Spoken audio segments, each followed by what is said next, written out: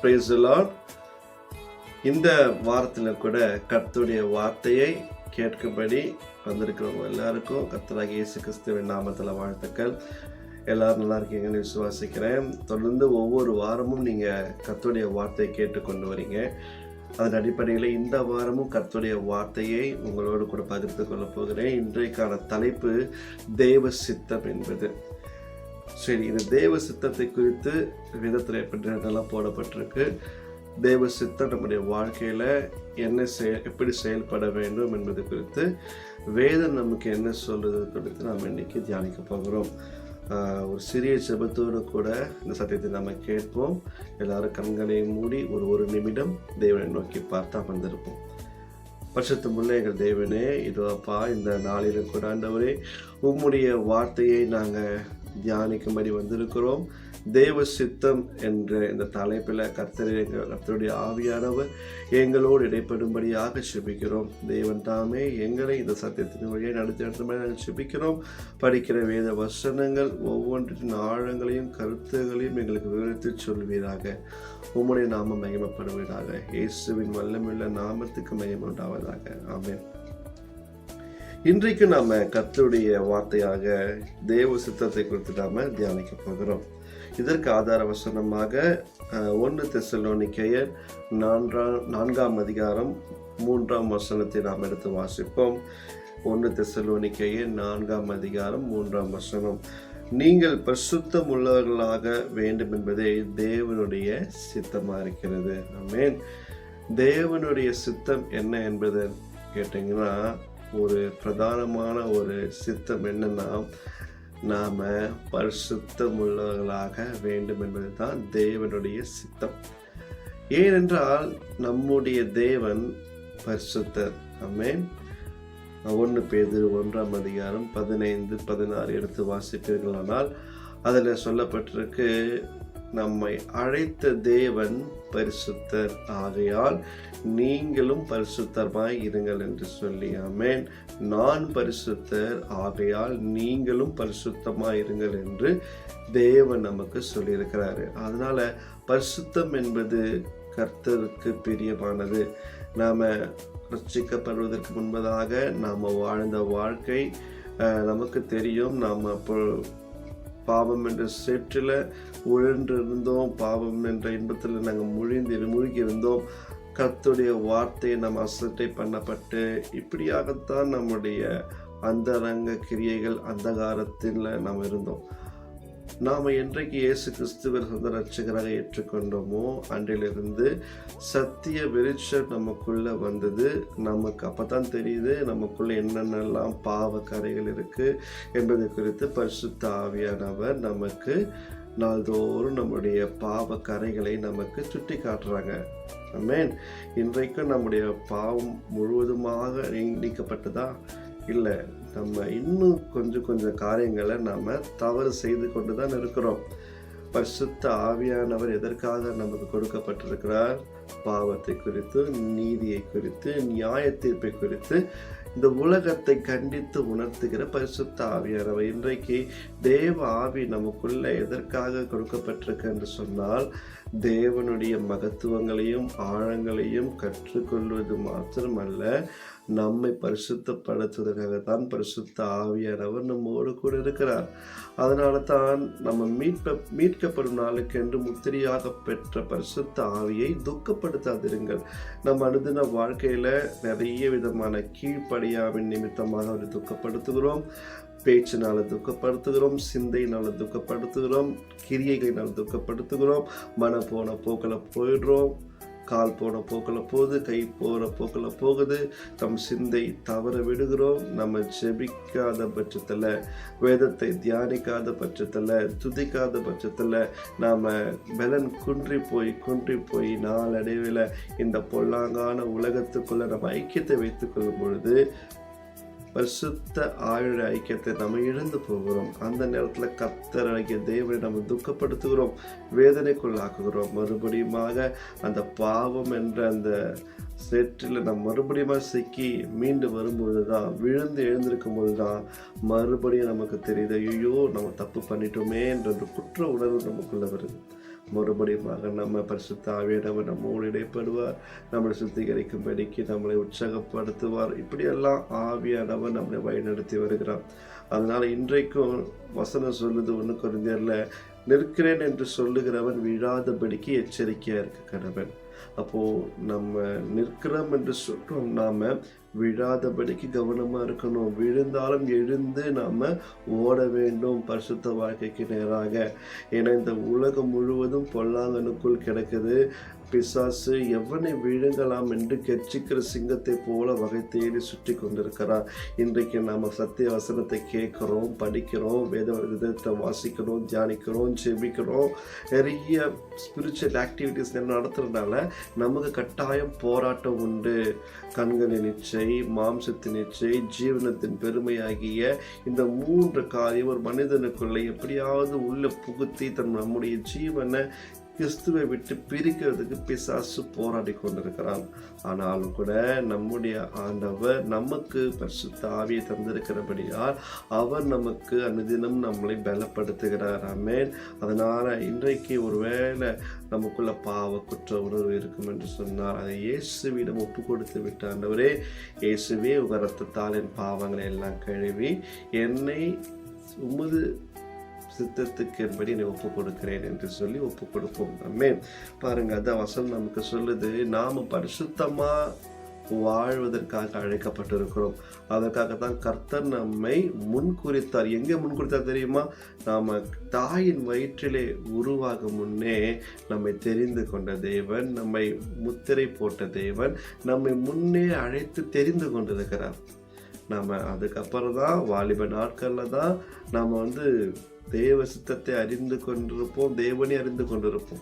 இன்றைக்கு நிறைய ஊழியம் செய்கிறோம், நிறைய கிறிஸ்தவுக்குள்ள வந்துட்ட பிறகு நம்ம அப்படியே நின்றுடாதபடிக்கு, ஆண்டவரை எந்த நோக்கத்துக்காக என்னை நீங்கள் அழைச்சிங்க, என்னுடைய வாழ்க்கையில் உங்களுடைய சித்தம் என்ன ஆண்டவரை வெளிப்படுத்துங்க.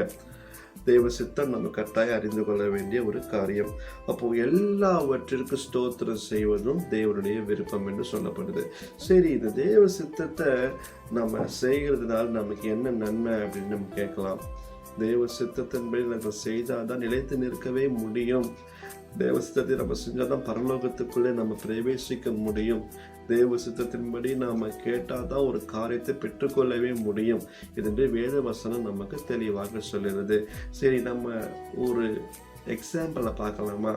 ஒரு முன்மாதிரியான நபரை நாம இன்னைக்கு பார்க்க போகிறோம். யார் அந்த முன்மாதிரியான நபர்?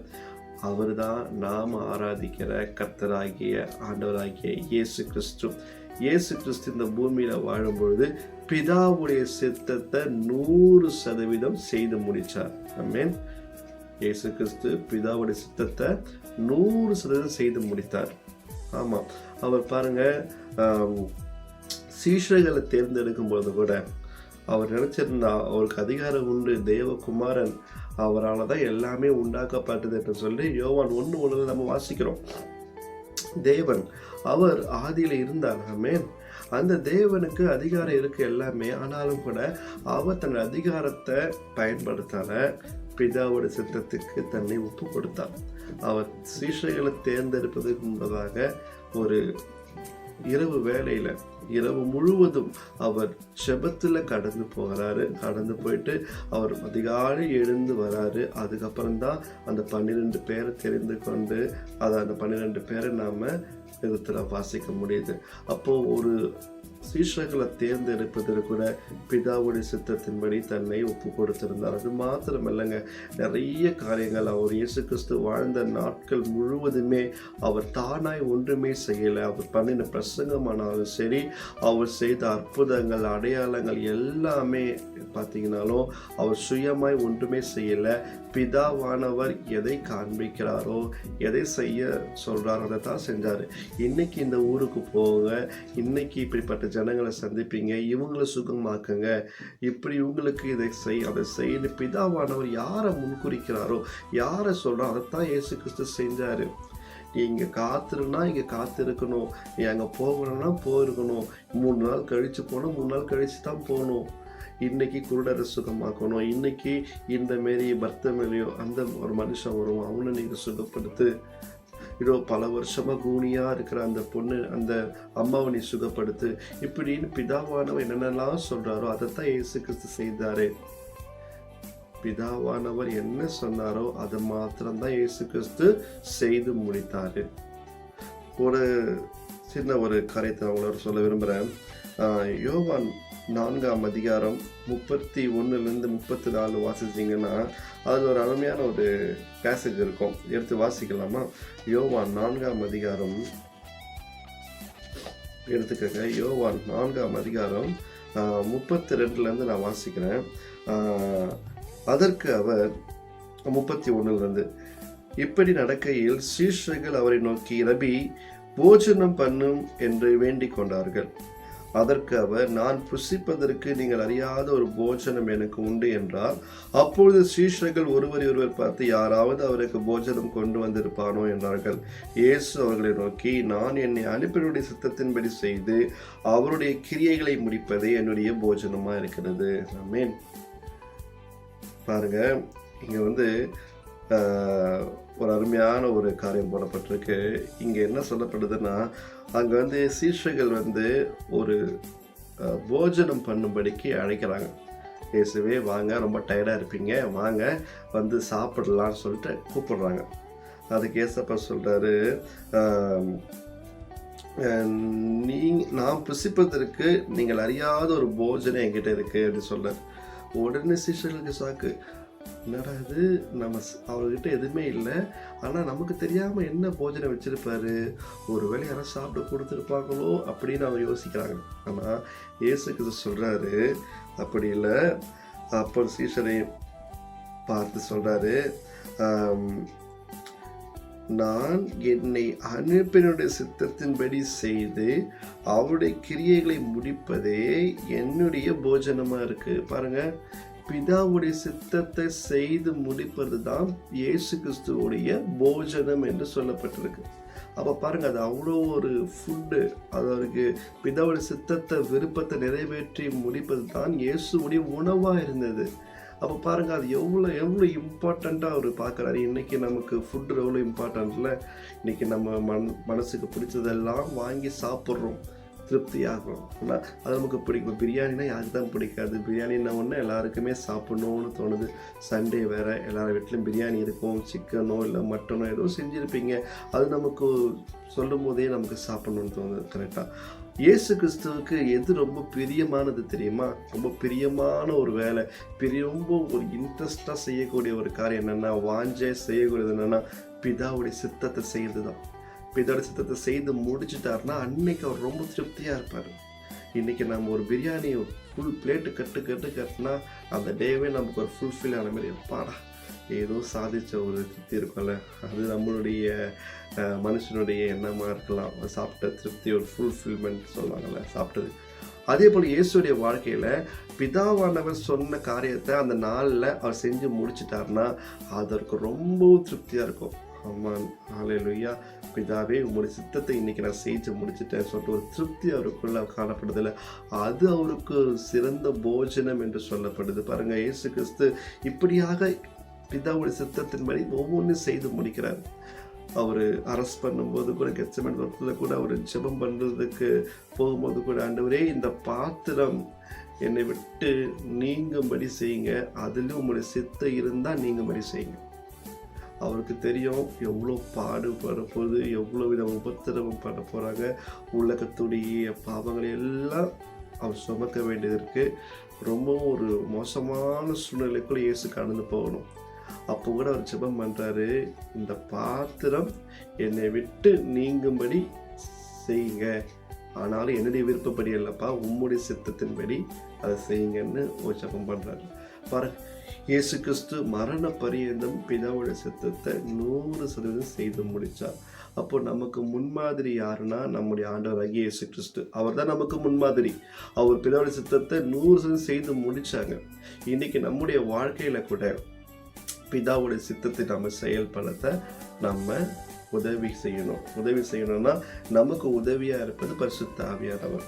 அப்போ இன்னைக்கு நம்முடைய வாழ்க்கையில பிதா நிறைய சித்தம் வச்சிருக்கிறார், திட்டம் வச்சிருக்கிறாரு, விருப்பம் இருக்கு. இன்னைக்கு நமக்கு ஒரு சில விருப்பங்கள் இருக்கு. அதே போல தேவனுக்கு நம்ம மேல ஒரு சில விருப்பங்கள் இருக்கு. நாம இந்த காரியங்களை செய்யணும், இப்படி நம்ம நடக்கணும்னு சொல்லிட்டு சித்தம், ஒரு விருப்பம் அவருக்கும் இருக்கு. அதை நாம் அறிந்து கொள்ள வேண்டும். ஆமென். நம்மளுடைய வாழ்க்கையில நம்ம விசுவாசிகள் ஆன பிற்பாடு நம்ம வாழ்க்கையில எதுவா இருந்தாலும் அது தேவ சித்தம் இருக்கா என்பதை குறித்து நம்ம அறிந்து கொள்ளணும். இதற்கு யார் உதவியா இருப்பார்? பரிசுத்த ஆவியானவர் இதற்கு உதவியா இருப்பார்.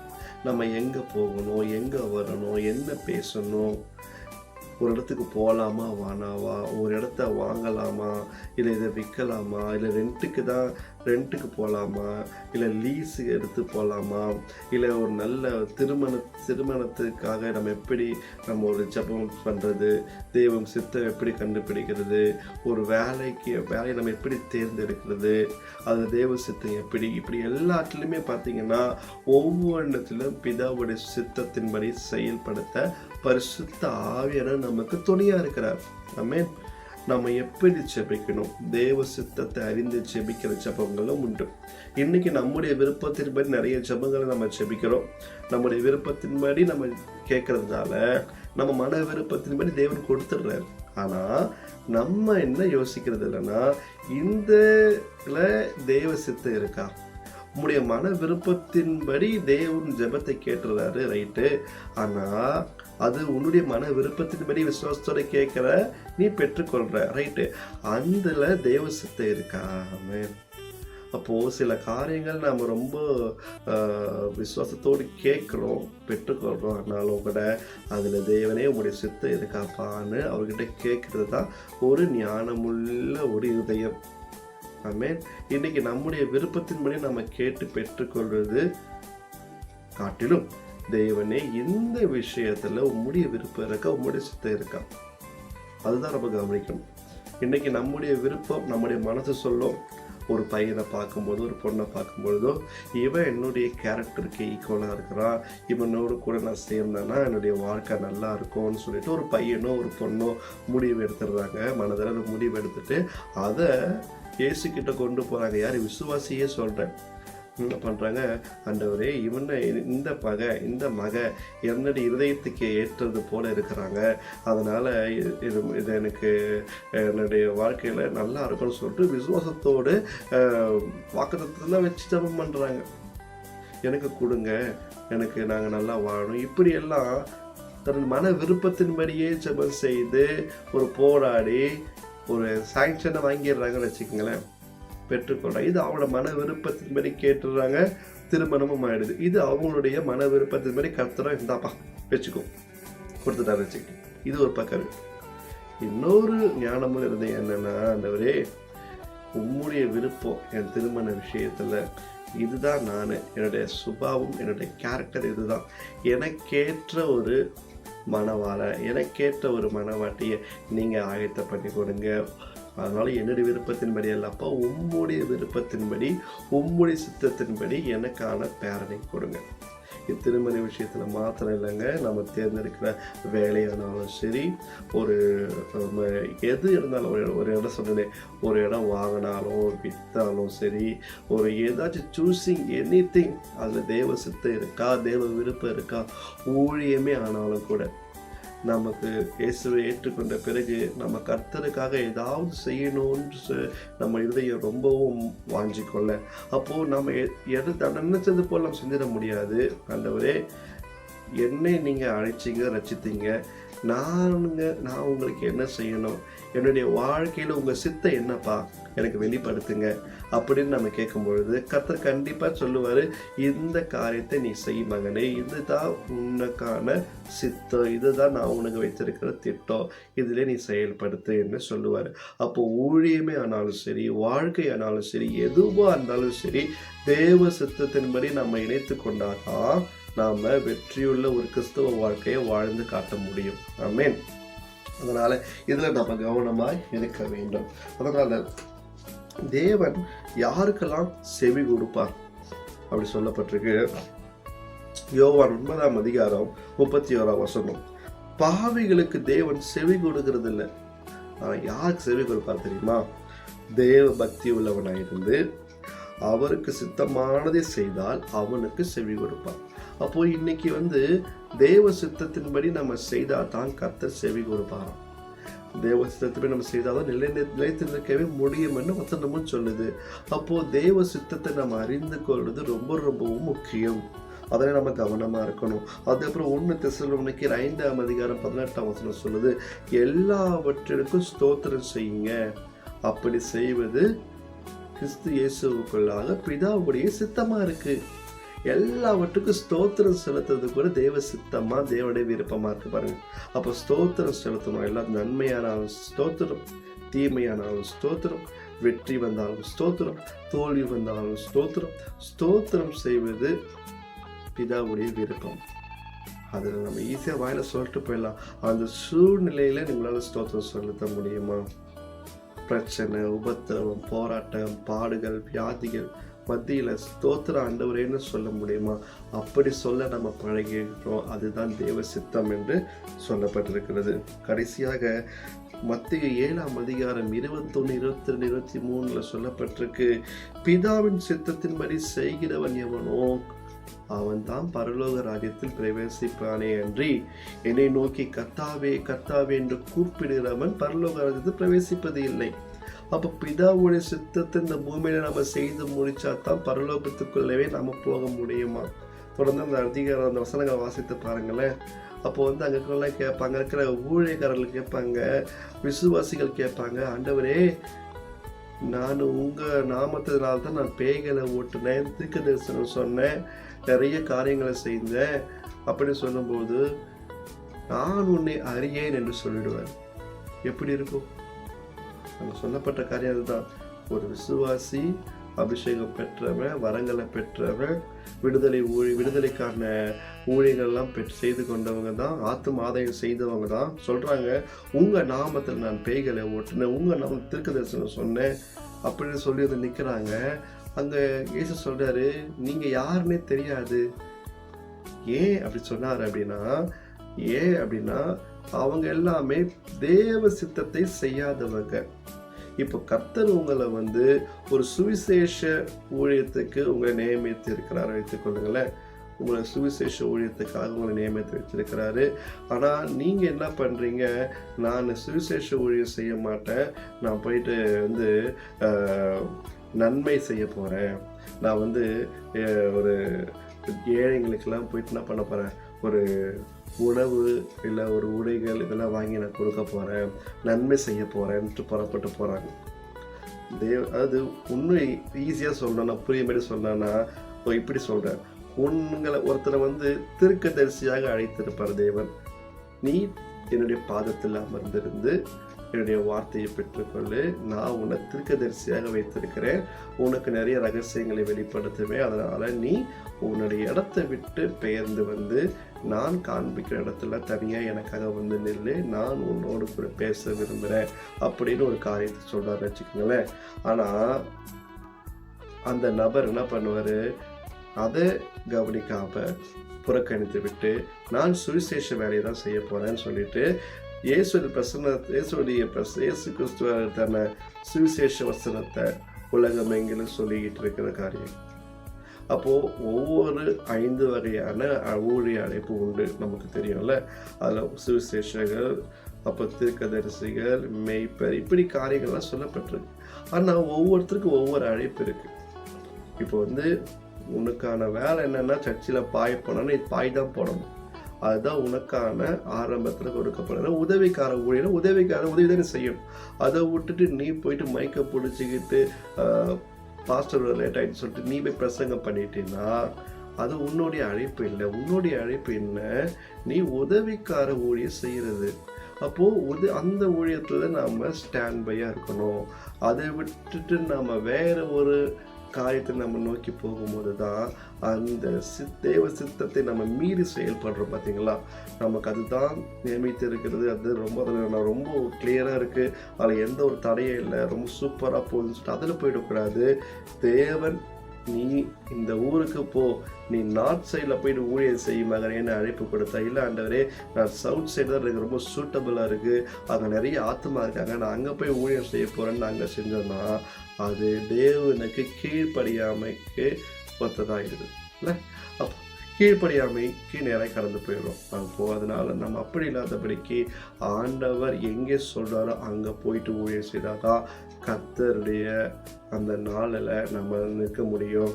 அதில் தேவ சித்தத்தின்படி ஊழியத்தை செய்து முடிக்க முடியும். அதனால் ஊழியமானாலும் சரி, இந்த பூமியில் எடுக்க வர ஒவ்வொரு காரியமாக இருந்தாலும் சரி, அதில் தேவ சித்தம் இருக்கா, தேவ விருப்பம் இருக்கான்றத நம்ம கட்டாயம் பார்க்கணும். அப்படி பார்த்தா தான் நாம் கர்த்தருடைய நாளில் நாம் அவரோட ராஜ்யத்துக்குள்ளே பிரவேசிக்கிறதுக்கு நமக்கு ஏதுவானதாக இருக்கும். அதனால் இன்றைக்கும் தேவ சித்தத்தை உங்கள் வாழ்க்கையில் நிறைவேற்ற பிரயாசப்படுங்க. இதற்கு நமக்கு உதவியாக இருப்பது பரிசுத்த ஆவியானவர்.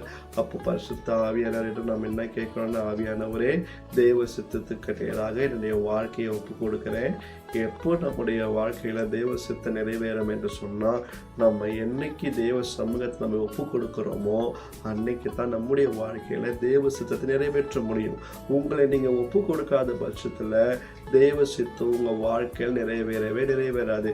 எப்போ நிறைவேறும் என்று சொன்னால், நீங்கள் உங்களுடைய வாழ்க்கையை தேவ சமூகத்தில் தேவனுடைய கரத்தில் ஒப்பு கொடுத்த பிற்பாடு தான், தேவனே உம்முடைய கரத்தில் என்னுடைய வாழ்க்கையை ஒப்பு கொடுக்கிறேன், உம்முடைய சித்தை வாழ்க்கையில் செயல்படட்டும்னு சொல்லி ஒப்பு கொடுக்கும்போது அந்த நிமிஷத்திலிருந்து பரிசுத்த ஆவியானவர் நம்மை பிதாவுடைய சித்தத்துக்கு நேராக நம்மை வழிநடத்தி செல்லுவார். இதில் எந்த ஒரு மாற்று கருத்தும் இல்லை. அதனால் நம்ம எதற்காக அழைக்கப்பட்டிருக்கிறோம்? பரிசுத்தமாய் வாழ்வதற்காக அழைக்கப்பட்டிருக்கிறோம். அதனால் நம்ம பரிசுத்தம் உள்ளவர்களாக வேண்டும் என்பதுதான் தேவனுடைய சுத்தமாக இருக்குது. அதனால் பரிசுத்தமாக இருக்கிறவன் இன்னும் பரிசுத்தமாக இருக்கட்டும். இந்த பூமியில் பாருங்கள், இந்த பூமியில் ஒரு டாக்டர் ஆகணும்னா, இன்ஜினியர் ஆகணும்னா அதற்குரிய புத்தகத்தை நம்ம படித்து முடிக்கணும். 5 வருஷங்கள் நம்ம கடுமையாக படித்து முடித்தாதான் ஒரு டாக்டராகவோ இன்ஜினியராகவோ ஆக முடியும். அதே போல் நாம் இந்த பூமியில் பரிசுத்தமான ஒரு வாழ்க்கையை வாழ வேண்டும் என்று சொன்னால், நம்ம கைகளில் கொடுக்கப்பட்டிருக்கிற கர்த்தருடைய புத்தகமாகிய பரிசுத்த வேதாகமத்தை நாம் அனுதினமும் வாசித்து தியானித்து அதன்படி நடந்தால் தான் நம்ம பரிசுத்தமாய் வாழ முடியும். அப்போ இன்றைக்கி பூமிக்குரிய வாழ்க்கைகளை நம்ம டாக்டரோ இன்ஜினியர் ஆகிறதுக்கு இந்த பூமிக்குரிய புத்தகத்துக்கு ஒரு வல்லமை இருக்கும் என்று சொன்னால், நம்ம பரிசுத்தமாய் மாறுவதற்கு, பரிசுத்தமாய் ஆகுவதற்கு பரிசுத்த வேதாகமம் அன்றி வேறு எந்த புத்தகமும் நம்ம பரிசுத்தமாய் மாற்ற முடியாது. நம்ம கைகளில் கொடுக்கப்பட்ட இந்த பரிசுத்த வேதாகமம் தான் நம்ம பரிசுத்த பாதையில் நடத்துவதற்கு வல்லமை உள்ளதாக இருக்குது. அதனால் இன்றைக்கு நாம் வசனத்தை நம்ம நிறைய, இன்னைக்கு வசனத்துக்கு குறைவில்லை. ஒவ்வொரு யூடியூப்பில் பார்த்தீங்கன்னா வசனம் தான், எல்லா சபையில் வசனம், இப்படி தான் நம்ம வசனம் கேட்குறோம். ஆனால் இந்த வேதத்தை எடுத்து நம்ம வாசித்தா தான் வாசிக்க இதிலோடு கர்த்தர் நம்மோடு கூட பேசுவார். ஆமென். இதில் தான் கர்த்தருடைய சித்தத்தை நம்ம அறிந்து கொள்ள முடியும். கர்த்தர் இது மூலியமாக நம்மோடு கூட பேசுவார். ஆமென். அவர் மோடு கூட அன்போடு கூட பேசுங்க. ஆண்டவரே, என்னோடு கூட பேசுங்க, நான் உங்க கூட பேசணும், நீங்கள் என் கூட பேசணுன்ற ஒரு நல்ல ஒரு அண்டர்ஸ்டாண்டிங், நல்ல ஒரு ஃபெலோஷிப் நம்ம கூட இருக்கும்போது, கடவுளத்து கூட இருக்கும்போது தான் நம்ம பரிசுத்தமாய் ஆக முடியும். அதனால் இந்த வேத வசன வார்த்தைகள் நம் கண்களை விட்டு பிரியாமல் முதலாவது இருக்க வேண்டும். இந்த வசனத்தை நம்ம அனுதினமும் படிக்கும்போது தான் நம்முடைய வாழ்க்கையில் கட்டாயம் பரிசுத்தம் நிலைத்து நிற்க முடியும். அதனால் எந்த காரணத்தை கொண்டோ வேதத்தை படிப்பதில் நம்ம குறைவு பற்றக்கூடாது. நேரம் கிடைக்கும் போதெல்லாம் இந்த வசனத்தை நாம் தியானிக்க வேண்டும். சங்கீதம் 1 சொல்லப்பட்டிருக்கு, வேதத்தை இரவும் பகலுமாய் தியானிக்கிற மனுஷன் அவன் பாக்கியவான், அவன் நீரோடைகளில் இருக்கிற அந்த மரத்தை போல, அதாவது அந்தந்த நாளுக்கு அந்தந்த கனியை கொடுப்பானா. மேன் எவ்வளோ அருமையான வசனத்தை படித்து பாருங்கள், ரொம்ப அருமையான வசனம். அப்போது அந்தந்த நாளுக்கான கனி அவன் கொடுப்பான், அந்தந்த மரத்துக்கான கனியை. அப்போது அந்த கனி கொடுக்கும்படி நம்ம வாழணும்னா வேத வசனத்தை நம்ம தியானிக்கணும். அதனால் இன்றைக்கு கர்த்தருடைய வார்த்தை உங்களுக்கு நேரம் வந்திருக்கு. அதனால் கர்த்தருடைய வசனத்தை நாம் அதிகமாய் படித்து ஆண்டவருடைய வசனத்துக்கு நேரம் நம்ம கடந்து போவோம். கர்த்தர் தாமே இந்த வார்த்தைகளை ஆசீர்வதிப்பாராக. ஆமென்.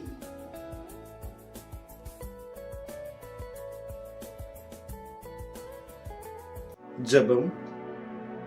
பரிசுத்தமுள்ள எங்கள் தேவனே, இதோ இந்த நாளிலும் கூட அப்பா உம்முடைய வார்த்தையை கேட்கும்படி கொடுத்த நல்ல தருணங்களுக்காக நன்றி செலுத்துகிறோம். ஆண்டவரே, எங்களுடைய வாழ்க்கையில உம்முடைய சித்தத்தை 100% நிறைவேற்றும்படியாக நாங்கள் ஒப்பு கொடுக்கிறோம் கர்த்தாவே. ஆண்டவரே அப்பா, நாங்கள் பரிசுத்தமுள்ளவர்களாக வேண்டும் என்பதே உம்முடைய சித்தமாக இருக்கிறது என்பதை நாங்கள் அறிந்திருக்கிறோம் கர்த்தாவே. எங்களுடைய வாழ்க்கையில நாங்கள் பரிசுத்தத்தை காண உதவி பண்ணுங்கப்பா. எங்கள் வாழ்க்கையில நாங்கள் பெற்றுக்கொள்ளக்கூடிய எதுவாக இருந்தாலும் அப்பா, அது உம்முடைய சித்தத்தின்படியும் உம்முடைய விருப்பத்தின்படியும் இருக்கும்படியாய் நாங்கள் செபிக்கிறோம் கர்த்தாவே. இதுவரைக்கும் எங்கள் வாழ்க்கையில் அப்பா, நாங்கள் எங்களுடைய விருப்பத்தின்படி நடந்த நாட்கள் உண்டு. எங்களுடைய விருப்பத்தின்படி எங்கள் மனம் போன போக்கள் நாங்கள் பெற்றுக்கொண்ட நிறைய காரியங்கள் இருக்கப்பா.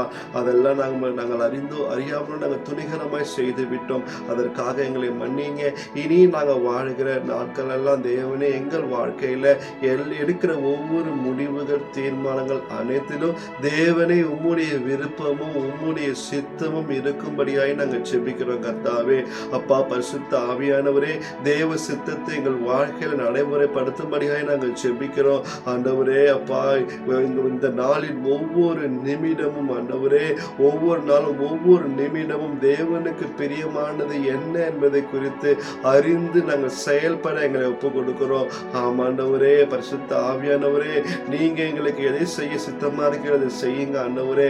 எங்கள் வாழ்க்கையில நாங்கள் துணிகரமான முடிவுகள் எடுக்காதபடிக்கு, மனம் போன போக்கில் நாங்கள் செயல்படாதபடிக்கு ஆவியான தேவனை எங்களுக்கு துணை நிற்பீராக ஆண்டவரே. தேவனுக்கு பிரியமானதையே நாங்கள் பேச, தேவனுக்கு பிரியமானவைகளை நாங்கள் கிரியைகளை நடப்பிக்க, தேவனுக்கு சித்தமானவைகளை நாங்கள் சூஸ் பண்ண உதவி பண்ணுங்கப்பா ஆண்டவரே. அப்பா அப்பா ஆண்டவரே, அப்பா எங்க விருப்பத்தின்படி நாங்கள் போவோமா, ஆனால் அப்பா அந்த காரியங்கள் தடைப்பட்டு போகட்டும் இயேசுவின் நாமத்தினால. எங்களுடைய விருப்பத்தின்படி நாங்கள் செய்யாதபடிக்கு தேவ விருப்பம் தேவ சித்தம் எங்கள் வாழ்க்கையில் நடைமுறை வரும்படியாய் நாங்கள் செபிக்கிறோம். அதற்கு ஆவியான தேவன் எங்களுக்கு துணை நிற்பீராக. இன்றைக்கு அப்பா, இந்த ஜெபத்தையில பங்கு கொண்டிருக்கிற, இதை பார்த்து கொண்டிருக்கிற ஒவ்வொருடைய அப்பா வாழ்க்கையிலும் தேவனே உம்முடைய சித்தம் உம்முடைய தீர்மானம் அவருடைய வாழ்க்கையில 100% நிறைவேறும்படியாக ஒப்பு கொடுக்கிறேன். ஆண்டவரே, ஆண்டவரே, இந்த சித்தத்தை குறித்து இன்னுமாக உணர்ந்து கொள்ள உதவி பண்ணுங்கப்பா ஆண்டவரே. தேவ சித்தத்தை அறியும்படிக்கு அப்பா, அந்த அறிவு எங்களுக்கு உண்டாகும்படியாக நாங்கள் செபிக்கிறோம். ஆமாண்டவரே, தேவனே, அப்படிப்பட்ட ஒரு கிருபையை எங்களுக்கு தாங்க. கர்த்தருடைய சித்தத்தை அறிந்து கொள்ளக்கூடிய கிருபையை எங்களுக்கு தாங்க அப்பா. அதை எங்களுக்கு போதிக்கும்படியாக நாங்கள் செபிக்கிறோம். பரிசுத்த ஆவியானவரே, எங்கள் வாழ்க்கையில தேவ சித்தத்தின்படி நாங்கள் வளர்ந்து அப்பா நல்ல கனிகளை தந்து அப்பா நாங்கள் நிலைத்து நிற்க எங்கள் தேவனாகிய கர்த்தர் எங்களுக்கு துணைச்சிருக்கும்படியாக நாங்கள் செபிக்கிறோம். உம்முடைய கருத்துல எங்களுடைய ஆவி ஆத்துமா சரீரத்தை நாங்கள் ஒப்பு கொடுக்கிறோம் கர்த்தாவே.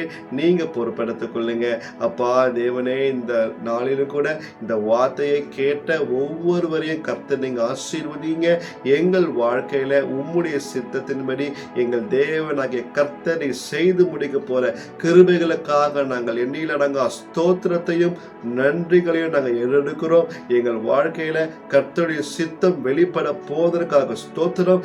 நாங்கள் ஒரு சத்தத்தை நாங்கள் கேட்போம், வழி இதுவே, இதில் நடவுங்கள் என்ற சத்தத்தை நாங்கள் இனி கேட்க போகிறோம் ஆண்டவரே. அதன்படி எங்களை நடத்துங்கப்பா. எங்களை ஒப்பு கொடுக்கிறோம், எங்களை பொறுப்பெடுத்துக் கொள்ளுங்க. எல்லா துதி கன மகிமையெல்லாம் உங்க ஒருவருக்கே நாங்கள் எடுக்கிறோம். இவை அனைத்தையும் மீட்பு ரட்சகரும் ஆகிய இயேசு கிறிஸ்துவின் வல்லமையுள்ள நாமத்தில் செபிக்கிறோம் எங்கள் ஜீவனுள்ள நல்ல பிதாவே. ஆமென், ஆமென், ஆமென்.